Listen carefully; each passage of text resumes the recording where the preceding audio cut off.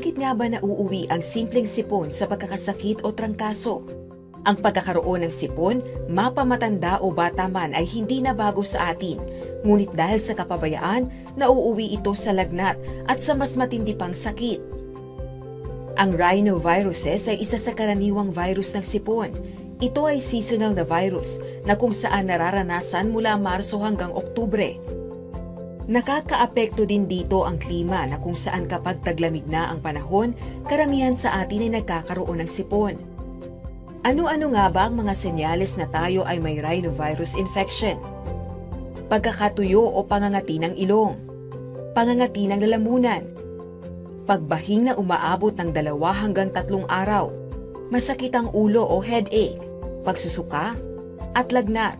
Kapag napabayaan ang mga senyales na ito ay maaaring mauwi sa iba pang komplikasyon tulad ng otitis media o impeksyon sa tenga na nagdudulot ng pamumula at pamamaga sa loob nito. Sinusitis o impeksyon sa ilong na nagdudulot ng pagbara sa daanan ng hangin. Chronic bronchitis o ang pamamaga ng bronchial tube na bumabara sa daanan ng hangin sa baga. Upang maiwasan ang pagkakaroon ng rhinoviruses infection, sundin at ugaliin ang mga sumusunod.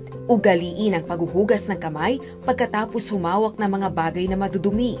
Iwasang makihalubilo sa mga taong may sakit.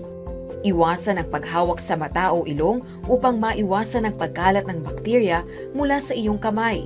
Maging malinis sa iyong mga personal na gamit at sa iyong paligid. At higit sa lahat, ang pagtitiwala natin sa magagawa at pag-iingat ng Panginoon. Now you know.